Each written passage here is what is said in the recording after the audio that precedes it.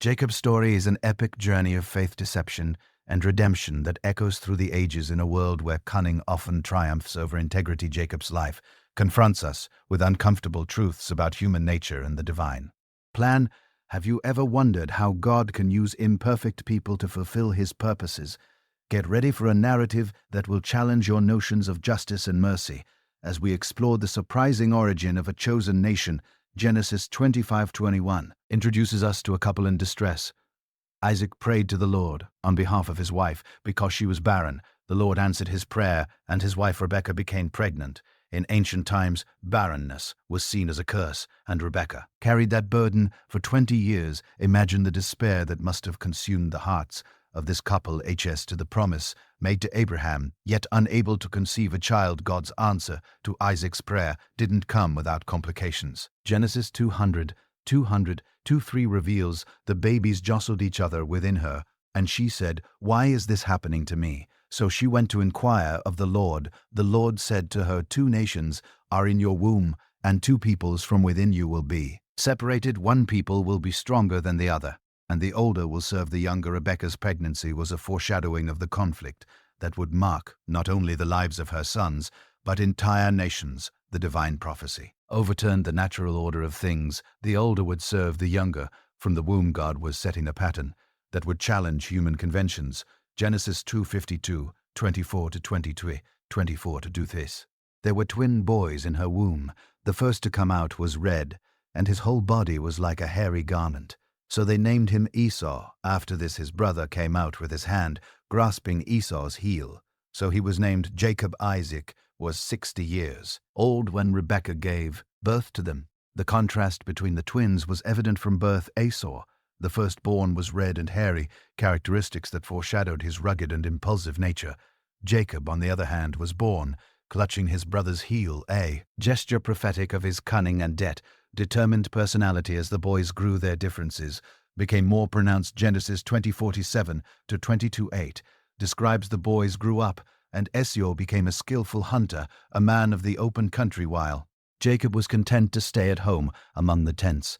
Isaac, who had a taste for wild game, loved Esau, but Rebekah loved Jacob. Esau became a man of the field, skilled in hunting, embodying the masculine ideal of the time. In contrast, Jacob was quiet and domestic, preferring the life of the home. This division of personalities was reflected in their parents' preferences. Isaac favored Esau, while Rebekah preferred Jacob. Parental favoritism sowed the seeds of discord that would later flourish, offering a timeless lesson about the dangers of treating children unequally. The turning point in the brothers' youth came with a seemingly trivial incident that had profound consequences. Genesis 25:29-34 recounts, once when Jacob was cooking some stew, Esau came in from the open country famished. He said to Jacob, "Quick, let me have some of that red stew. I'm famished." That is why he was also called Edom. Jacob replied, "First sell me your birthright. Look, I am about to die." Esau said, "What good is the birthright to me?" But Jacob said, "Swear to me first." So he swore an oath to him, selling his birthright to Jacob. Then Jacob gave Esau some bread and lentil stew. He ate and drank and then got up and left. So Esau despised his birthright. This episode reveals much about the character of both brothers.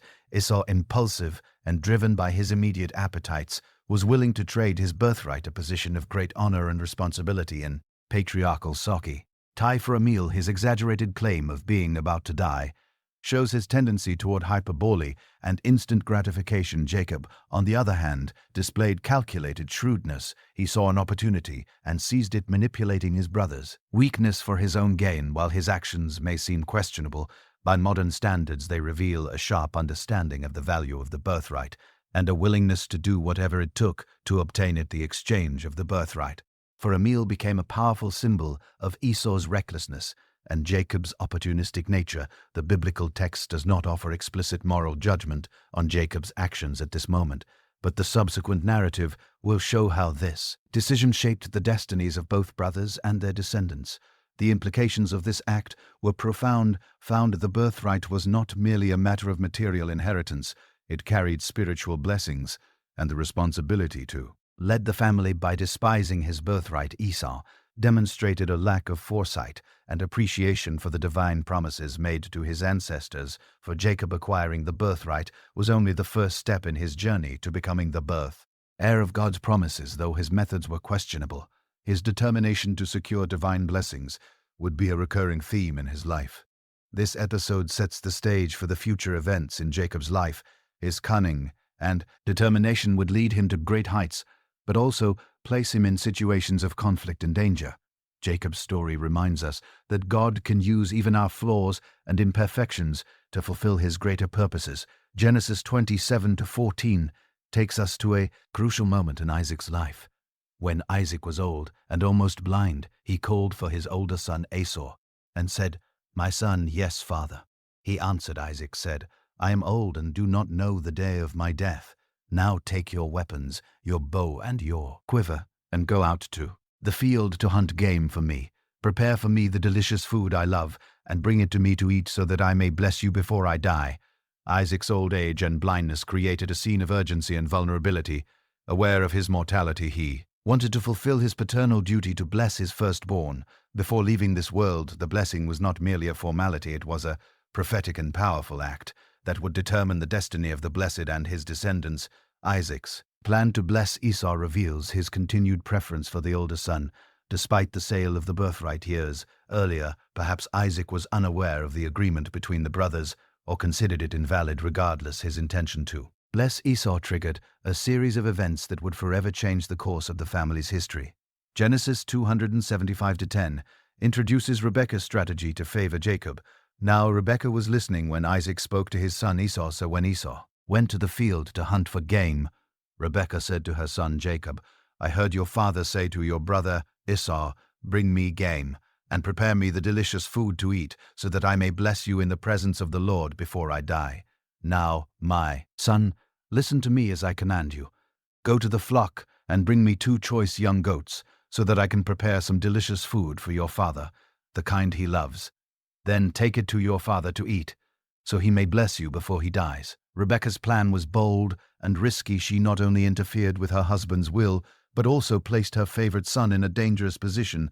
Her actions reflect a complex mix of motives: the desire to see God's prophecy fulfilled that the older will serve the younger, her preference for Jacob, and possibly her belief that Jacob was more suited to lead the family. The preparation of the stew was just the first step. Genesis 27:11-17 details Jacob's 11 disguise. But Jacob said to Rebekah, his mother, "But my brother Esau is a hairy man, and I am a smooth man.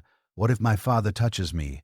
I would appear to be tricking him and bring down a curse on myself, rather than a blessing." His mother said to him, "My son, let the curse fall on me. Just do what I say.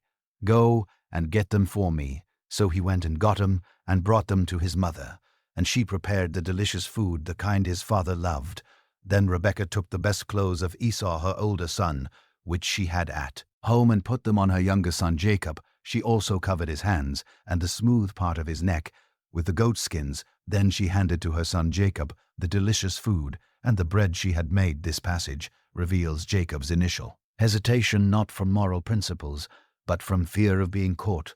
Rebekah's response, taking responsibility for any curse, demonstrates her determination. To see her plan realized, the elaborate disguise, using Esau's clothes and goat skins, shows how far they were willing to go to deceive Isaac. Jacob's encounter with Isaac is narrated in Genesis 27:21, 18:29, with palpable tension. Jacob went to his father and said, "My father, yes, who are you?" "My son Isaac," asked Jacob said to his reed. "Father, I am Esau, your firstborn. I have done as you told me. Please sit up and eat some of my game, so that you may bless me." Isaac asked his son, "How did you find it so quickly?" "My son, the Lord your God gave me success," he replied.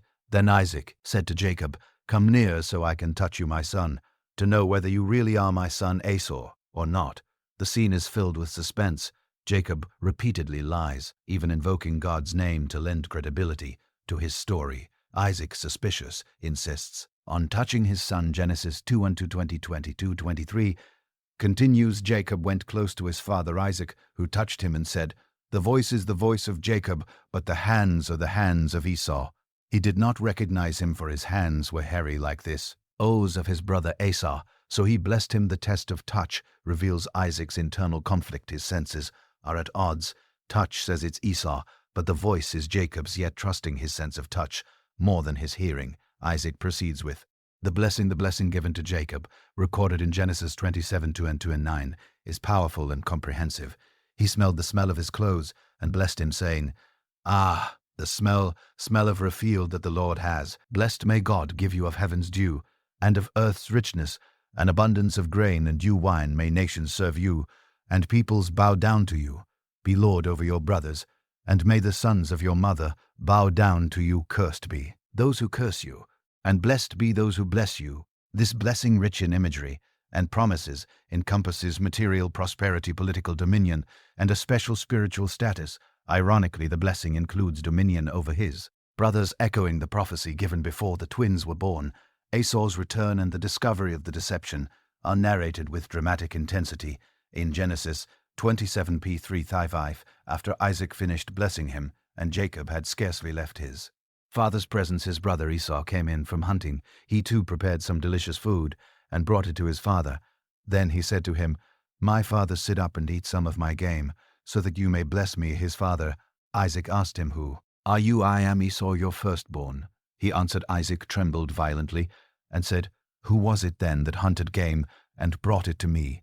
I ate it just before you came, and I blessed him, and indeed he will be blessed." When Esau heard his father's words, he burst out with a loud and bitter cry and said to his father, "Bless me, me too, my father." But he said, "Your brother came deceitfully and took your blessing." Isaac's reaction, trembling violently, reveals the shock and horror of the discovery. His declaration, "and indeed he will be blessed," indicates his understanding that the blessing once spoken could not be revoked. It was a prophetic word, not merely a paternal wish. Esau's despair is palpable. Genesis 28:16-6f is palpable. Genesis Esau said, "Isn't he rightly named Jacob? This is the second time he has taken advantage of me. He took my birthright, and now he's taken my blessing." Then he asked, "Haven't you reserved any blessing for me?" Isaac answered Esau, "I have made him lord over you, and have made all his relatives his servants, and I have sustained him with grain and new wine, so what can I possibly do for you?" My son Esau said to his father, "Do you have only one blessing? My father bless me too, my father." Then Esau wept aloud. Esau's pain is deep, but it also reveals his previous lack of understanding about the value of the birthright.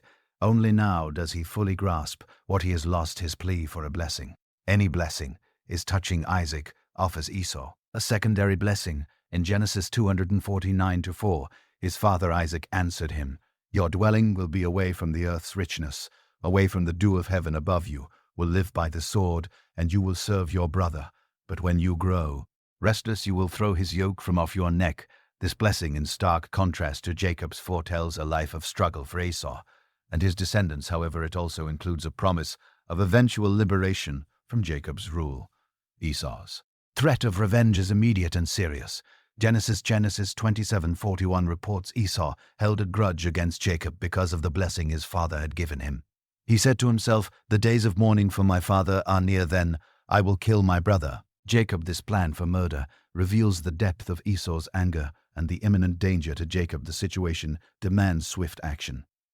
Genesis 27:42-4 outlines Rebekah's plan for Jacob's escape. When Rebekah was told what her older son Esau had say, and she sent for her younger son Jacob and said to him, "Esau is planning to kill you. Now then, my son, do what I say. Flee at once to my brother Laban in Haran. Stay with him for a while until your brother's fury subsides. When your brother is no longer angry and forgets what you did to him, I'll send word for you to come back from there. Why should I lose both of you in one day?" Rebekah's plan demonstrates her ongoing cunning. She not only protects Jacob from Esau's immediate wrath, but also ensures the continuity of the promised lineage. Her last statement suggests she fears not only for Jacob's life, but also for the consequences Esau would face if he killed his brother. Jacob's departure for Haran, narrated in Genesis 28:1-5, marks the beginning of a new chapter in his life. Isaac called for Jacob and blessed him. Then he commanded him, "Do not marry a Canaanite woman. Go at once to Padan Aram, to the house of your mother's father, Bethuel. Take a wife yourself there from among the daughters of La. Your mother's brother, may God Almighty bless you, and make you fruitful, and increase your numbers, until you become a community of peoples. May he give you and your descendants the blessing given to Abraham, so that you may take possession of the land where you now reside as a foreigner, the land God gave to Abraham. Then Isaac sent Jacob on his way, and he went to Padon Aram, to Lan son of Bethuel the Aramean, the brother of Rebekah, who was the mother of Jacob and Esau. This passage reveals that Isaac, despite the deception, accepts God's will and blesses Jacob again, this time knowingly. He also gives specific instructions about marriage, emphasizing the importance of maintaining the purity of the family line. Thus Jacob departs, leaving behind a divine family and an enraged brother. His journey to Haran is not just a physical escape, but the beginning of a spiritual transformation. Events that follow will shape his character and prepare him to become Israel, the father of the TW tribes. The story of Jacob's deception and flight is a powerful reminder of how human actions, even those motivated by ambition or fear, can be used by God to fulfill his greater purposes. It also illustrates the lasting consequences of our choices and the complexity of family relationships. Genesis 20:11 to 11 marks the beginning of Jacob's journey toward Haran. Jacob left Buzbah and set out for Haran. When he reached a certain place, he stopped for the night, because the sun had set. Taking one of the stones there, he put it under his head and lay down to sleep. Imagine Jacob alone for the first time in his life, fleeing from home, sleeping out in the open with only a stone for a pillow. It is at this moment of vulnerability that God chooses to reveal himself to Jacob in an extraordinary way. Genesis 21:2-15 describes Jacob's famous dream. He had a dream in which he saw a stairway resting on the earth with its top reaching to heaven, and the angels of God were ascending and descending on it. There above it stood the Lord, and he said, "I am the Lord, the God of your father Abraham, and the God of Isaac. I will give you and your descendants the land on which you are lying. Your descendants will be like the dust of the earth, and you will spread out to the west and to the east, to the north and to the south. All peoples on earth will be blessed through you and your offspring. I am with you and will watch over you wherever you go. And I will bring you back to this land. I will not leave you until I have done what I have promised you." This vision of the stairway to heaven is a powerful revelation of the connection between heaven and earth and of God's constant presence in Jacob's life. The divine promise reaffirms the blessings given to Abraham and Isaac, now extended directly to Jacob. Jacob's response deed in Genesis 2:4-6-22 reveals a profound spiritual transformation. When Jacob awoke from his sleep, he thought, "Surely the Lord is in this place, and I was not aware of it." He was afraid and said, "How awesome is this place! This is none other than the house of God. This is the gate of heaven." Early the next morning, Jacob took the stone he had placed under his head and set it up as a pillar and poured oil on top of it. He called that place Bethel, though the city used to be called Luz. Then Jacob made a vow, saying, "If God will be with me and will watch over me on this journey I am taking, and will give me food to eat and clothes to wear, so that I return safely to my father's household, then the Lord will be my God, and this stone that I have set up as a pillar will be God's house. And of all that you give me, I will give you a tenth." This vow marks the beginning of a personal relationship between Jacob and God. For the first time, we see Jacob acknowledging God not only as the God of his fathers, but as his own God. Jacob's arrival in Haran is narrated in Genesis 29:1-12, culminating in his encounter with Rachel at the well. Then Jacob continued his journey and came to the land of the eastern peoples. There he saw a well in the field with 3 flocks of sheep lying near it, because the flocks drank from that well. A large stone covered the mouth of the well. When all the flocks were gathered there, the shepherds would roll the stone away from the well's mouth and water the sheep. Then they would return the stone to its place over the mouth of the well. Jacob asked the shepherds, "My brothers, where are you from?" "We are from Haran," they replied. He asked them, "Do you know Laban, Nahor's grandson?" "Yes, we know him," they answered. Then Jacob asked, "Is he well?" "Yes, he is." They said, "And here comes his daughter Rachel with the sheep." "Look," Jacob said, "the sun is still high. It is not time for the flocks to be gathered away. 8 of the sheep, and take them back to graze." "We can't," they replied, "until all the flocks are gathered and the stone has been rolled away from the well's mouth. Then we will water the sheep while he was still talking with them. Rachel came with her father's sheep, for she was a shepherdess. As soon as Jacob saw Rachel, daughter of Laban, his mother's brother, and Laban's sheep, he went over and rolled the stone away from the well's mouth, and watered his uncle Laban's sheep. Then Jacob kissed Rachel, and began to weep aloud. He told Rachel that he was a relative of her father, and that he was the son of Rebekah. She ran and told her father. This encounter at the well echoes similar meetings in his family history, such as Abraham's servant finding Rebekah. Jacob's action of single-handedly rolling away the heavy stone from the well demonstrates his physical strength, and his desire to impress Rachel. The reunion with Laban's family is warm, as described in Genesis 29:13-4. As soon as Laban heard the news about Jacob, his sister's son, he hurried to meet him. He embraced him and kissed him and brought him to his home. And there Jacob told him all these things. Then Laban said to him, "You are my own flesh and blood." However, Laban's initial hospitality quickly turns into a work agreement, as we see in Genesis 29:15-20. Laban said to Jacob, "Because you are a relative of mine, should you work for me? For nothing, tell me what your wages should be." Laban had 2 daughters. The name of the older was Leah, and the name of the younger was Rachel. Leah had weak eyes, but Rachel had a lovely figure and was beautiful. Jacob was in love with Rachel and said, "I'll work for you 7 years in return for your younger daughter Rachel." Laban said, "It's better that I give her to you than to some other man. Stay here with me." So Jacob served his years to get Rachel, but they seemed like only a few days to him because of his love for her. This agreement reveals both Jacob's deep love for Rachel and Laban's calculating nature. The 7 years of labor are an ironic inversion of Jacob's situation. He who deceived his father and brother now works faithfully for 7 years. Deceptive marriage is narrated in Genesis 29:25. Then Jacob said to Laban, "Give me my wife, my time is completed, and I want to lie with her." So Laban brought together all the people of the place and gave a feast. But when evening came, he took his daughter Leah and brought her to Jacob. And Jacob lay with her. Laban gave his servant Zillah to his daughter as her attendant. When morning came, there was Leah. So Jacob said to Laban, "What is this you have done to me? I served you for Rachel, didn't I? Why have you deceived me?" The irony of this situation cannot be overlooked. Jacob, who deceived his blind father, is now deceived in the darkness of his wedding night. Jacob's question, "Why have you deceived me?" echoes the question that Esau must have asked him years before Laban's response. And the second agreement are described in Genesis 2:1996-86-30. Laban replied, "It is not our custom to give the younger daughter in marriage before the older one finish this daughter's bridal week. Then we will give you the younger one in return for another 7 years of work." And Jacob did so. He finished the week with Leah. And then Laban gave him his daughter Rachel to be his wife. Laban gave his servant Bill to his daughter Rachel as her attendant. Jacob lay with Rachel also, and he loved Rachel more than Leah. And he worked for Laban another 7 years. Thus Jacob finds himself married to 2 sisters, a situation that will create tension and rivalry in the years to come. Jacob's preferential love for Rachel mirrors the favoritism of his own parents, perpetuating a cycle of family conflict.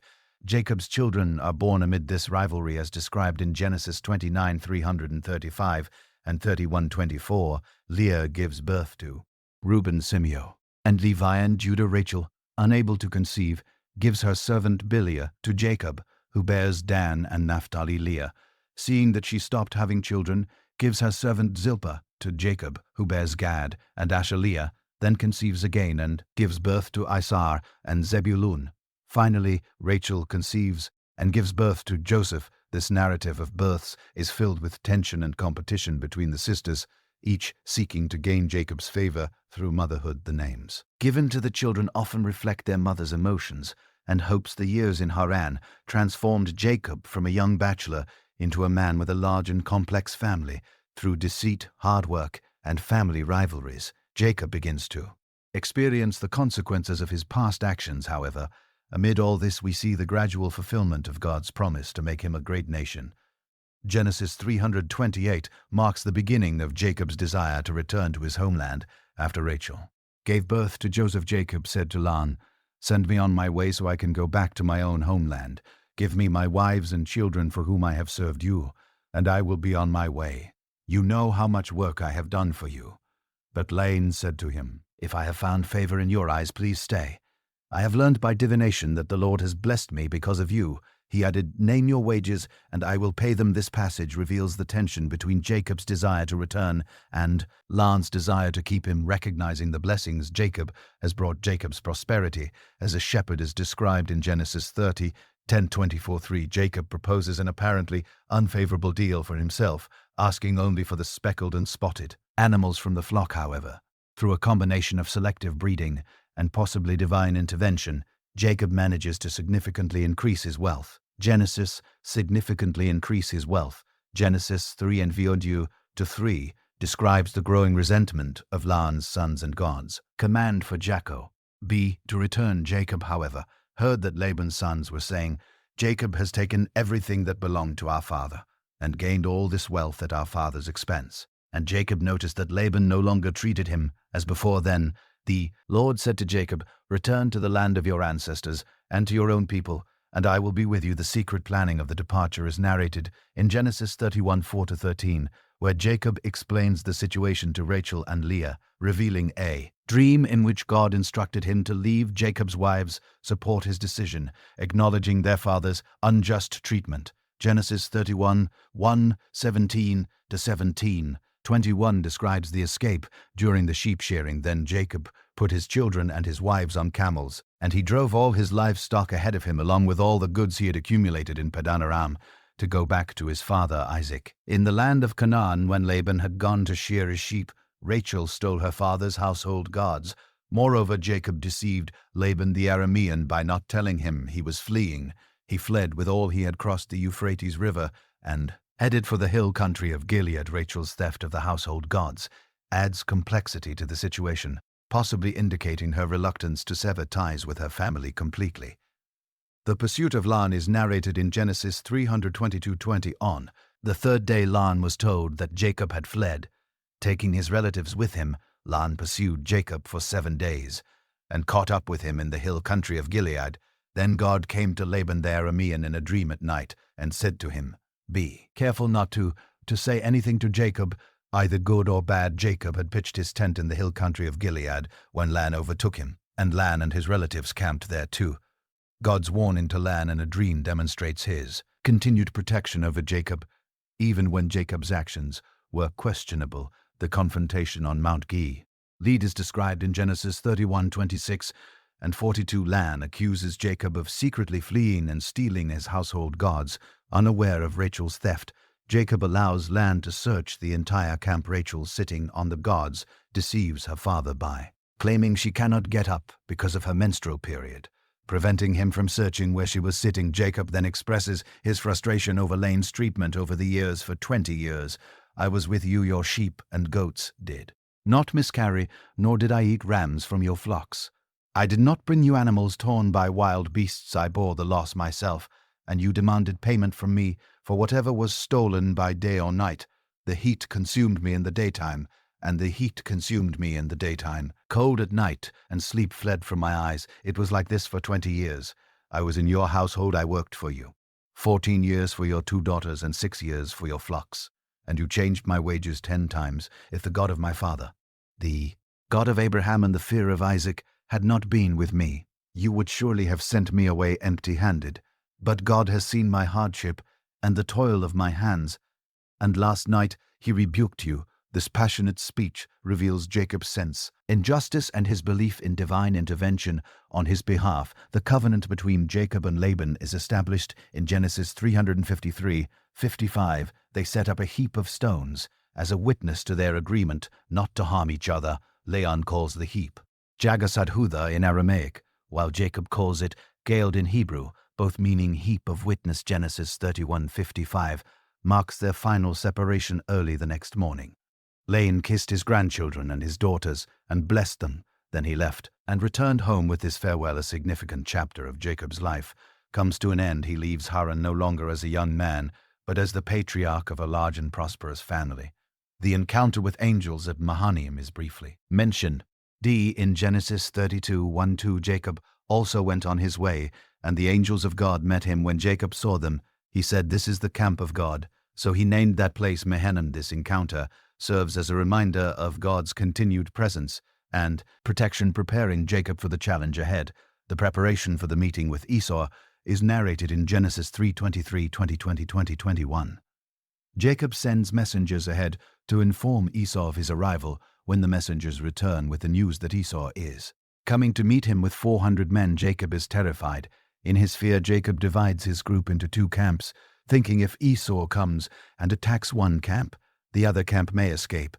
Then he prays fervently to God, "O God of my father Abraham, God of my father Isaac, Lord, you who said to me, 'Go back to your country and your relatives, and I will make you prosper,' I am unworthy of all the kindness and faithfulness you have shown your servant. I had only my staff when I crossed this Jordan. But now I have become two camps. Save me, I pray, from the hand of my brother Esau, for I am afraid he will come and attack me, and also the mothers with their children. But you have said, I will surely make you prosper, and will make your descendant like the sand of the sea, which cannot be counted." This prayer reveals Jacob's inner struggle between fear and faith, reminding God of his promises while acknowledging his own unworthiness. Jacob also prepares a substantial gift for Esau, sending it in separate groups ahead of him, hoping to appease his brother. Thus ends Jacob's preparation for the encounter he has dreaded for 20 years. The man who left his land as a fugitive now returns as a prosperous patriarch, still grappling with the consequences of his past actions and his faith in God. Genesis 32:3-32 narrates one of the most enigmatic and transformative episodes in Jacob's life, his struggle with the angel at Peniel. That night Jacob got up and took his 2 wives, his 2 female servants, and his 11 sons, and crossed the ford of the Jabbok. After he had sent them across the stream, he sent over all his possessions. So Jacob was left alone, and a man wrestled with him till daybreak. This nighttime struggle symbolizes Jacob's internal battle with his past and his future. The text continues, "When the man saw that he could not overpower him, he touched the socket of Jacob's hip, so that his hip was wrenched as he wrestled with the man. Then the man said, 'Let me go, for it is daybreak.' But Jacob replied, 'I will not let you go unless you bless me.' The man asked him, 'What is your name?' Jacob. He answered then. The man said, 'Your name will no longer be Jacob, but Israel, because you have struggled with God and with humans and have overcome.' The change of Jacob's name to Israel marks a profound transformation in his identity. No longer the supplanter, he is now one who struggles with God. Jacob emerges from this experience blessed, yet also wounded, limping due to the blow to his thigh. This physical injury serves as a constant reminder of his encounter with the divine. The long-feared meeting with Esau finally occurs in Genesis 33. On the first one, Jacob looked up and saw Esau approaching, and with him were 400 men. So he divided the children among Leah, Rachel, and the 2 maids. He put the maids and their children in front, Leah and her children next, and Rachel and Joseph last. He himself went on ahead and bowed down to the ground 7 times as he approached his brother. Jacob's cautious approach, bowing 7 times, demonstrates his submission and desire for reconciliation. However, Esau's reaction surprises everyone, but Esau ran to meet Jacob and embraced him. He threw his arms around his neck and kissed him, and they wept. This moment of reconciliation is powerful and unexpected. Esau's embrace and tear show that time has healed old wounds. The dialogue that follows reveals the generosity of both brothers. Jacob insists that Esau accept his gifts, saying, "Please accept the gift that was brought to you, for God has been gracious to me, and I have all I need." After this emotional encounter, the brothers part amicably. Genesis 33:16-17 states that day Esau started on his way back to see Jacob, however went to Soko, where he built a place for himself and made shelters for his livestock. That is why the place is called Soko. Jacob's establishment in Seko and later in Sheen marks the beginning of a new phase in his life. Genesis 33:18-20 says, "After Jacob came from Padanaram, he arrived safely at the city of Shem in Canaan, and camped within sight of the city of Shem in Canaan, and camped within sight of the city for 100 pieces, bought from the sons of Hamor, the father of Shem, the plot of ground where he pitched his tent. There he erected an altar, and called it El Elohi Israel." However, Jacob's newly found peace is shaken by the incident involving his daughter Dinah. Narrated in Genesis 34, Dinah, the daughter Leah had born to Jacob, went out to visit the women of the land.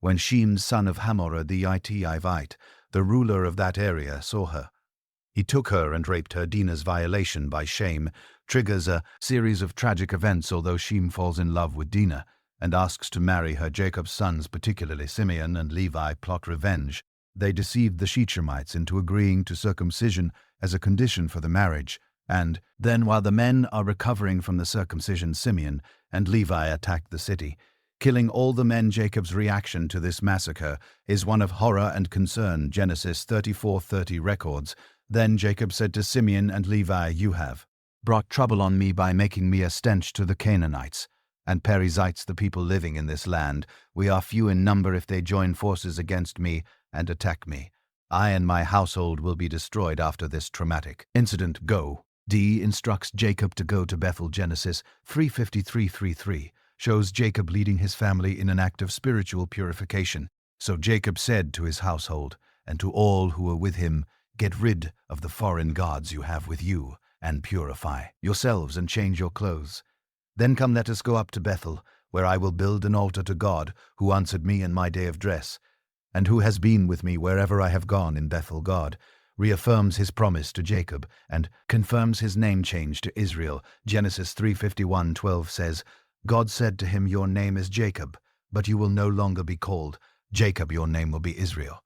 So he named him Israel, and God said to him, 'I am God Almighty. Be fruitful and increase. In number a nation and a community of nations will come from you, and kings will be among your descendants. The land I gave to Abraham and Isaac I give to you, and I will give this land to your descendants after you on the journey from Bethel to Ephrath.' Rachel goes into labor. Genesis 356:20 narrates, "Then they moved on from Bethel while they were still some distance from Ephrath. Rachel began to give birth and had great difficulty, and as she was having great difficulty in childbirth, the midwife said to her, 'Don't despair, for you have another son.' As she breathed her last, for she was dying, she named her son Ben-Oni, but his father named him Benjamin. So Rachel died and was buried on the way to Ephrath, that is, Bethlehem. Rachel's death during Benjamin's birth is a devastating blow to Jacob, marking the end of a significant chapter in his life. The chapter concludes with a final trial for Jacob, the incident involving Reuben and Bha briefly mentioned in Genesis 35. In Genesis 35:22, while Israel was living in that region, Reuben went in and slept with his father's concubine Bilhah. And Israel heard of it. This act by Reuben, the firstborn, will have lasting consequences affecting his position in the family and his future. Narratons. Thus, this period in Jacob's life is marked by reconciliation and spiritual renewal, but also by personal and familial tragedies that continue to shape his character and the future of his lineage. Genesis 35:27 marks Jacob's return to his father's house.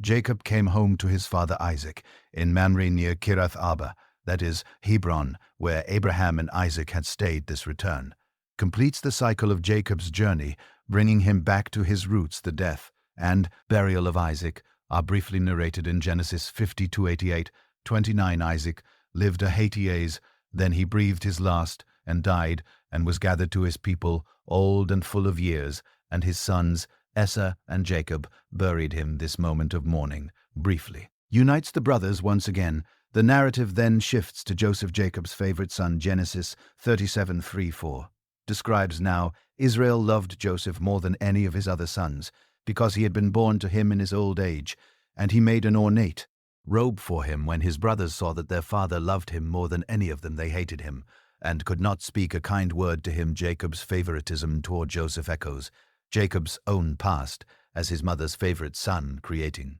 similar family tensions. The special coat, often translated as coat of many colors, becomes a tangible symbol of this favoritism. Joseph's dreams, narrated in Genesis 3's dreams, that is Genesis 3:5-11, intensify his brother's jealousy.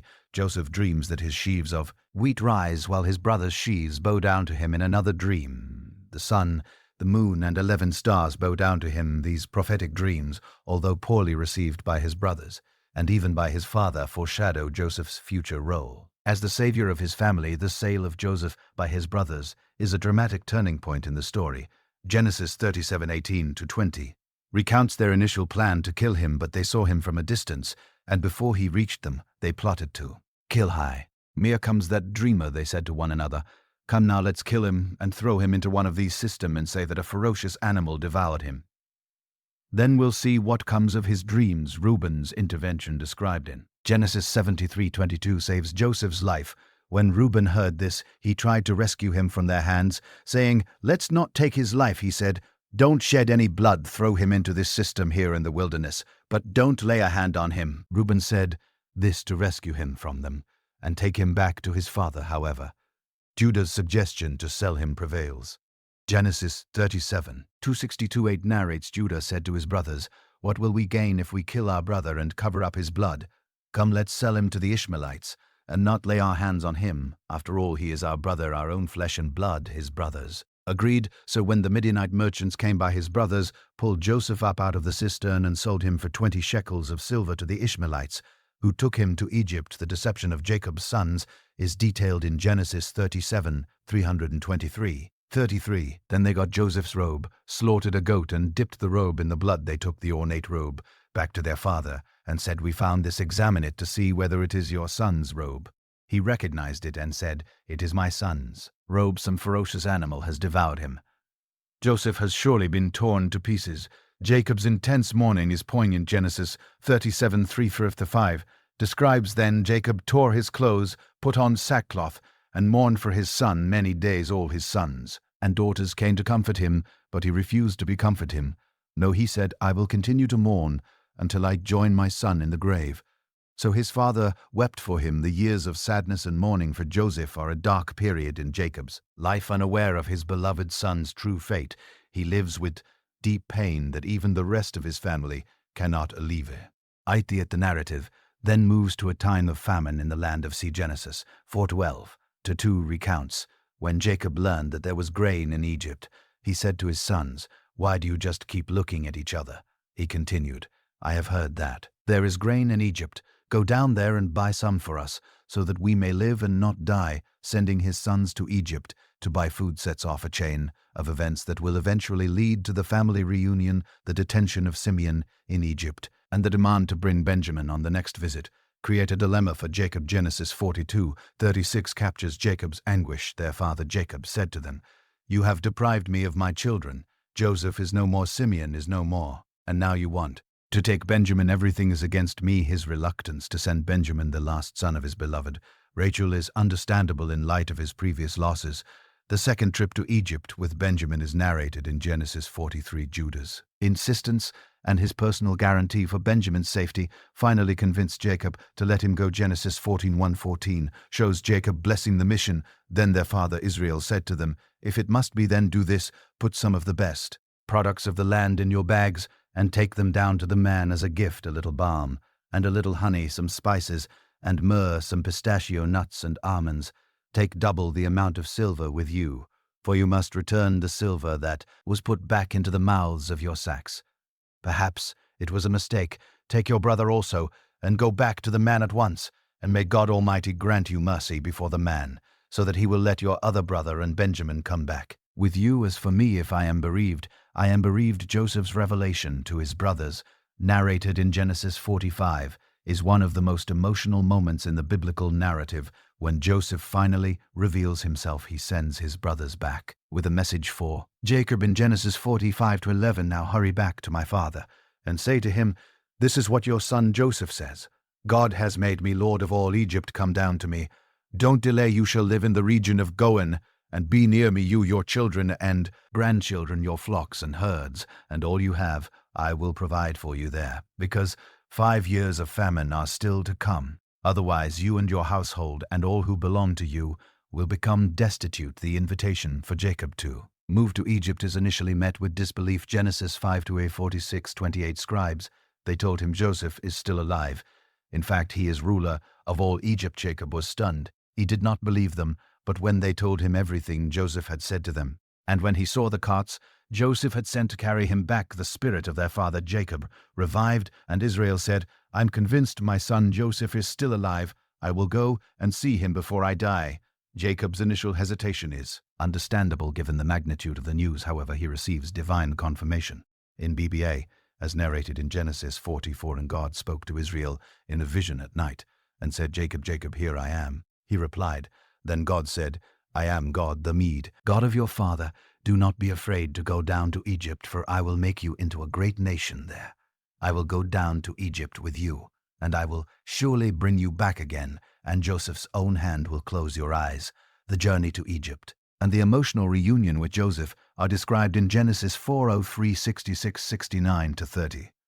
Joseph had his chariot made ready and went to Gone to meet his father Israel. As soon as Joseph appeared before him, he threw his arms around his father and wept for a long time. Israel said to Joseph, "Now I am ready to die, since I have seen for myself that you are still alive." The settlement in the land of Goan marks the beginning of the final phase of Jacob's life.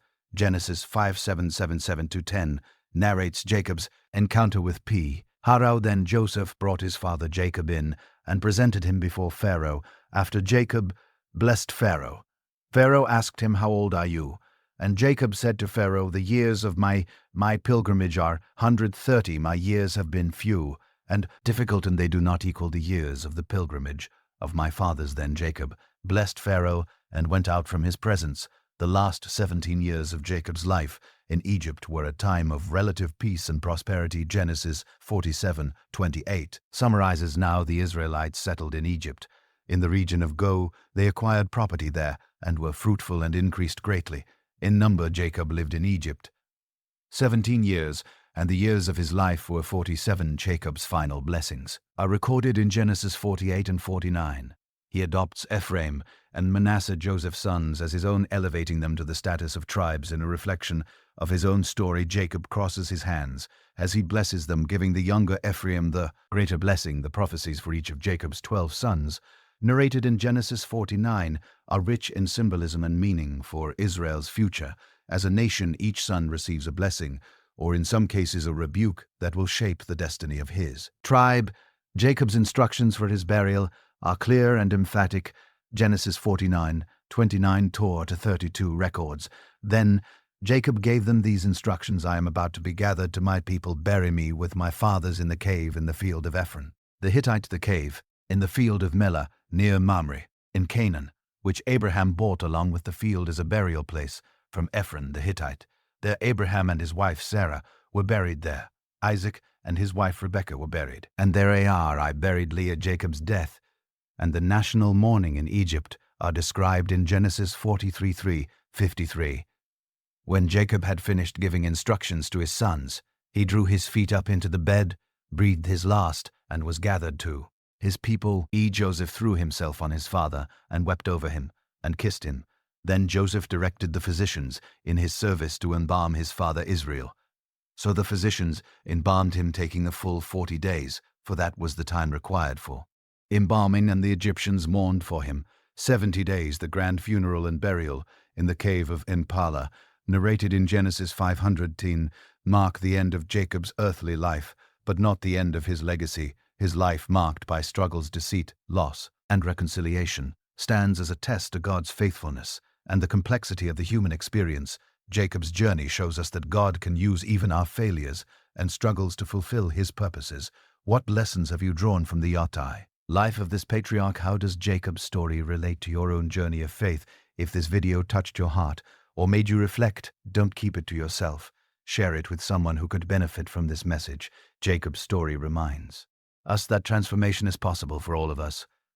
Did you enjoy this content? Then don't forget to subscribe to the channel and turn on notifications so you won't miss any of our upcoming videos about biblical characters and the life lessons we can learn from them. Remember, just as God worked in Jacob's life, he wants to work in your life too. See you in the next video.